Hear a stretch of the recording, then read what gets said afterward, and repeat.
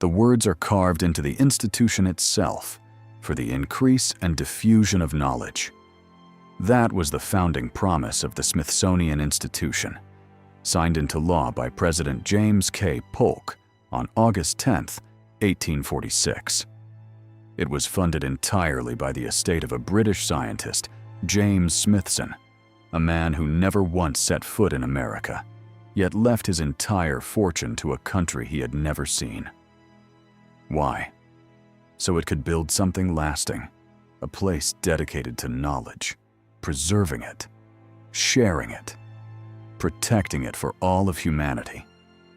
I want you to hold on to that phrase, the increase and diffusion of knowledge, because everything I'm about to show you stands in direct contradiction to those 7 words. Over the past several weeks, I've been following a trail that began with something strange. Reports of giant skeletons discovered across America during the 1800s. Not fringe claims. These were published in mainstream newspapers, credible sources, hundreds of accounts all describing the same thing. Bones of extraordinary size, uncovered in burial mounds, stretching from Ohio to California. And every single report ends the same way. The remains were sent to the Smithsonian Institution for further study. That exact sentence appears again and again. It's always the final line. Because once those bones arrive in Washington, the story stops. No follow-up, no published research, no exhibits, no conclusions, just silence.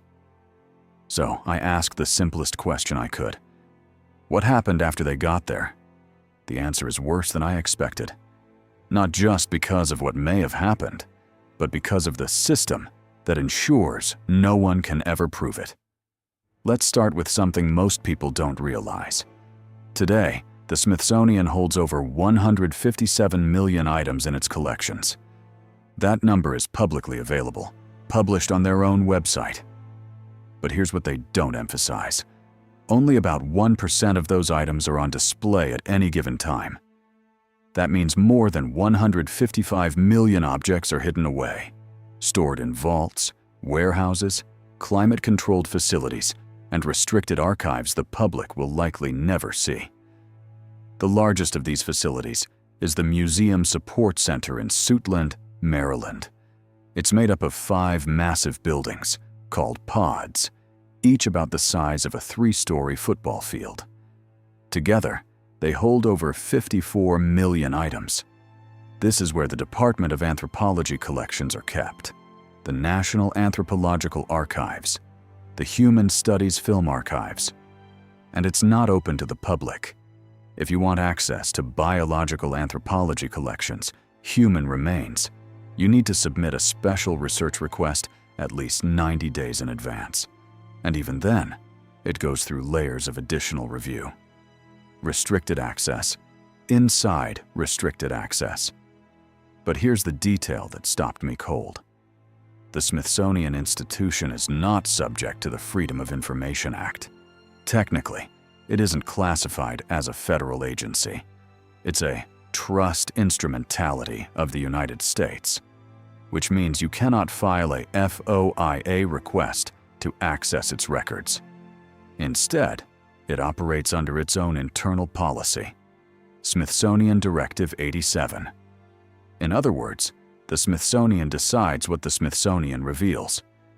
They are the gatekeeper and the gate, the judge and the evidence locker.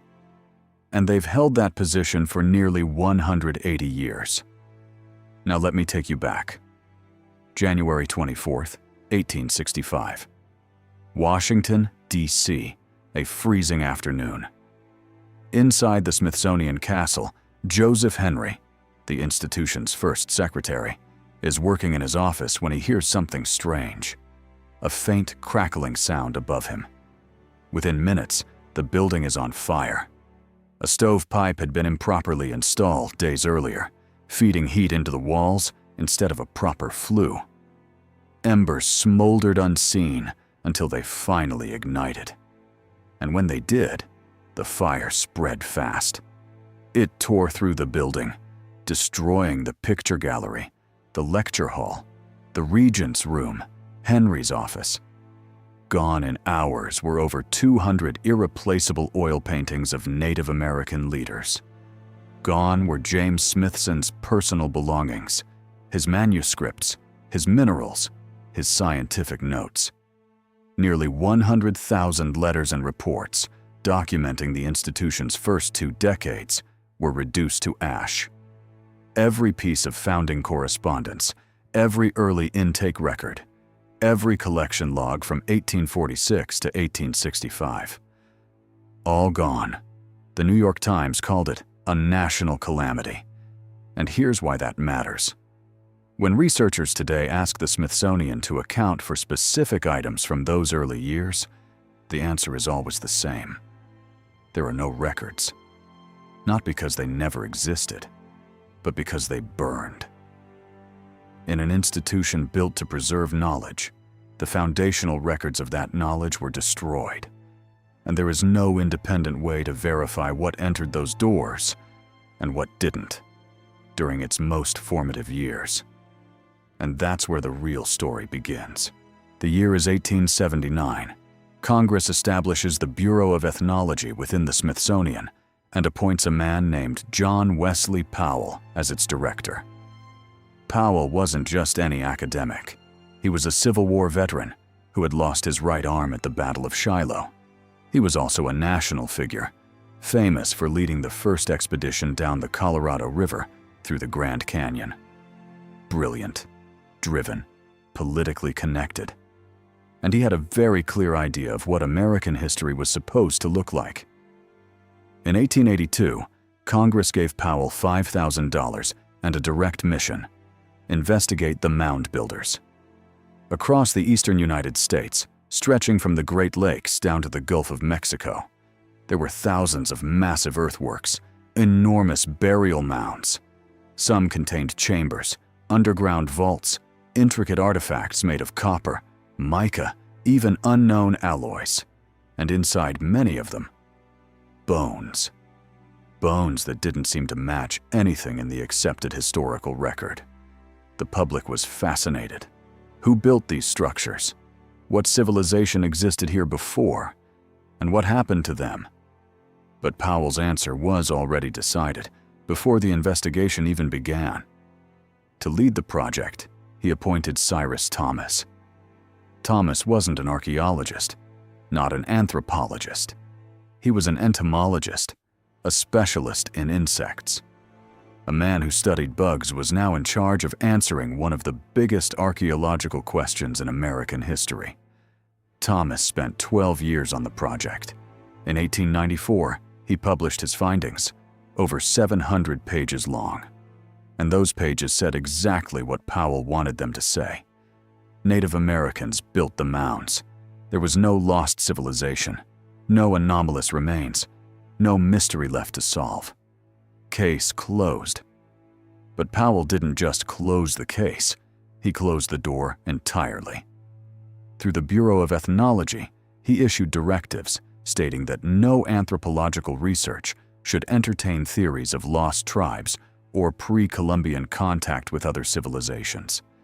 He even declared that any pictographic or artifactual evidence predating Columbus was, using his own word, illegitimate for historical purposes. Think about that. The head of the Smithsonian's Anthropology Division didn't examine evidence and reject it. He ruled entire categories of evidence inadmissible before they could even be considered. He didn't investigate and find nothing. He decided the conclusion first and built the investigation to match it. At the same time, the Bureau actively encouraged people across the country to send in their discoveries. This wasn't unofficial. It was policy. If you find something, ship it to us. We'll study it. And people did. Farmers digging fields, railroad workers cutting through land, construction crews, local historians.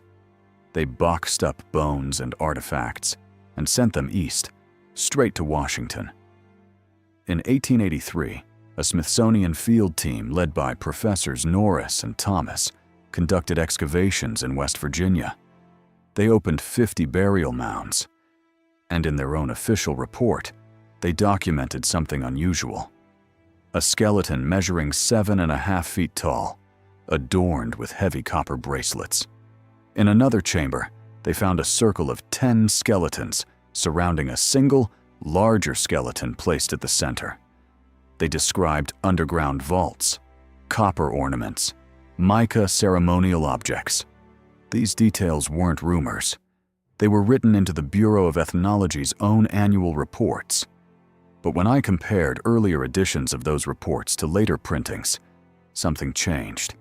The descriptions of size were edited. References to unusual dimensions were softened or removed entirely. The same report, published by the same institution, told two different stories depending on when you read it. The earlier version describes something extraordinary. The later version makes it sound ordinary. Same data, different narrative. Then, in 1903, the Smithsonian hired a man who would become one of the most powerful gatekeepers in American archaeological history. Ales Hrdlicka. He became the curator of physical anthropology, a position he would hold for nearly 4 decades until 1941. And his stance was absolute. There was no race of giants. There never had been. Every report of oversized skeletal remains, he claimed, was the result of amateur error or public imagination. His standard explanation? People didn't know how to measure bones properly. They would measure a femur along the outside of the leg, ignoring the hip joint, and overestimate height by several inches. On its own, that's a reasonable critique. But Hrdlicka didn't apply it carefully. He applied it universally. Hundreds of reports from dozens of states, spanning decades, were dismissed with a single explanation. No exceptions, no deeper investigation. And the bones themselves? They were already in the Smithsonian's possession, already locked away in restricted collections. Collections that Hrdlicka himself controlled. But this goes deeper than academic skepticism. In 2023, the Washington Post published a major investigation into Hrdlicka's legacy. What they uncovered changes how you have to look at everything he decided. Hrdlicka was a committed supporter of eugenics. He believed in the biological superiority of white Europeans. Under his direction, the Smithsonian collected over 30,700 human body parts, including 255 brains, many taken without consent from the individuals or their families. He traveled to places like Kodiak Island in Alaska, where he paid Alutiiq children just 10 cents to dig up human remains from indigenous graves. From a single community, he shipped over 1,000 sets of remains back to Washington. In August 2023, Smithsonian Secretary Lonnie Bunch publicly apologized for what he called abhorrent and dehumanizing practices carried out under the institution's name. This is the man who decided which bones were real and which were dismissed as mistakes. A man whose racial theories have been completely discredited. A man whose methods were so unethical that his own institution had to issue a public apology more than a century later.